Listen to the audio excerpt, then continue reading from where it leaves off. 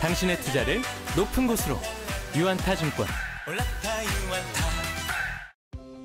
안녕하세요. 유안타증권 제약바이오 담당하고 있는 하윤수라고 합니다. 이제 4분기 실적이 나올 때가 돼서 HK노엔 4분기 프리뷰 자료 좀 작성을 했고요. 동사 같은 경우는 이제 4분기에 관심이 가장 많았던 K캡의 이제 24년부터의 파트너가 누가 되는지 관심이 높았었는데 종근당에서 고령으로 파트너가 변경이 됐고 그런 것들이 반영이 되다 보니까 이제 연결 기준으로는 매출액은 한 2,216억 원, 영업이익은 219억 원 좀 예상을 하면서 컨센서스에 부합하는 정도의 수준의 실적을 좀 전망을 하고 있고, 실적 같은 경우는 일단 KK 공동 판매사가 기존에 종근당에서 보령으로 변경이 되다 보니까 보령의 재고 물량 확보를 위해서 KK 출하 물량이 당초 예상보다 좀 증가했던 영향이 여전히 반영이 됐고, 동사 이제 또 주요 사업 중에 하나인 HBMB 사업부 중에서 특히 컨디션 스틱 같은 경우는 회식 시즌이나 이런 것들이 반영이 되다 보니까 음식료 사업에 견조한 성장이 있었고, 다만 여전히 뷰티 사업 같은 경우는 좀 부진이 지속되고 있는 것으로 좀 판단을 하고 있습니다. 동사에서 23년에 좀 큰 변화 중에 하나는 22년, 23년 동사 매출의 좀 상당 부분을 차지했었던 MS 가다시를 비롯한 이제 MSD 백신이 계약이 종료가 되면서 MSD 백신 판매는 24년부터 반영되진 않을 거고, 이제 MSD 백신이 차지했던 한 1,500억 원에서 2,000억 원 수준의 매출액이 좀 비는 자리들은 보령이 KK 파트너가 되면서 이제 보령의 또 대표 품목인 카나브 시리즈의 판매를 이노엔이 좀 분담을 하게 됐고, 아스트라제네카의 SGLT2 이니비터인 다파글리플로진 기반의 듀오랑 시다프비아의 또 매출 판매도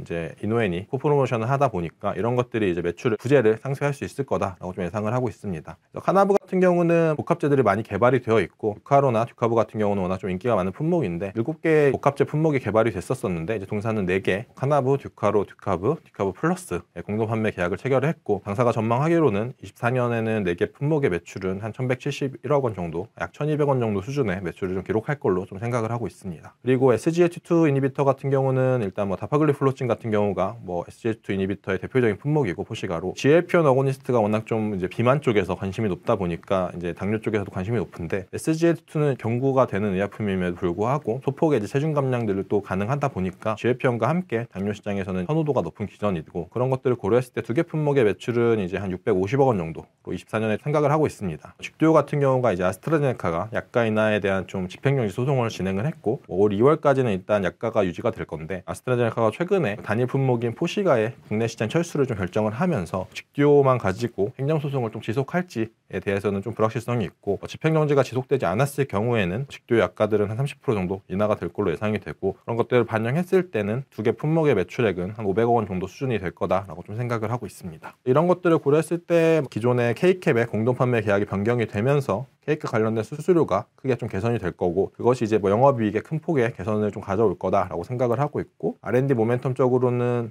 이제 미국 파트너사인 세벨라사가 상반기에는 비밀환성 식도염 임상이 종료 예정이고, 하반기에는 밀환성 식도염 임상이 종료 예정이고, 밀환성 식도염 임상이 종료 이후에 세벨라사는 미국의 FDA에 K캡의 허가를 신청할 거다라고 좀 생각을 하고 있어서 좀 R&D 모멘텀들도 여전히 24년에 좀 기대할 수 있겠다라고 생각을 하고 있고, 마지막으로 현재 공석인 유럽 파트너사 같은 경우도 올 상반기에는 이제 파트너사가 어딘지, 파트너사 계약 조건은 어떤지에 대해서 좀 확인이 가능할 거다라고 좀 생각을 하고 있어서 이제 매수 의견하고 그다음 목표 주가는 5.5만 원을 그대로 유지를 합니다. 요약해서 좀 말씀을 드리자면은 이제 동사가 다 기다려왔던 것처럼 24년에는 이제 K캡 파트너사가 보령으로 변경이 되면서 기존에 대비해서 큰 폭의 수수료 개선이 있을 거고, 수수료 비용 절감은 영업이익 개선으로 이어질 거다라고 좀 생각을 하고 있고, 여전히 R&D 모멘텀으로는 미국의 KK 임상 종료가 예상되고 그거에 따라서 FDA 허가 신청이 R&D 모멘텀으로 좀 부각이 될 수 있을 거다라고 좀 생각을 하고 있습니다. 네, 감사합니다.